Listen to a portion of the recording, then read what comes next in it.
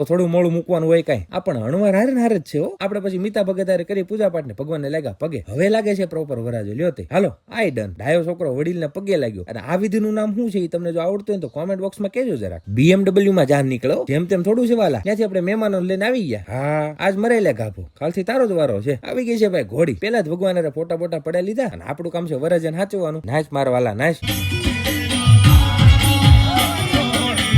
દોસ્તારોની મોજો વાલા. હાલે લે ધીરજ લાલી ઘોડીએ છીએ. હા મોજ હા વગાડો વગાડો તમ તમારે.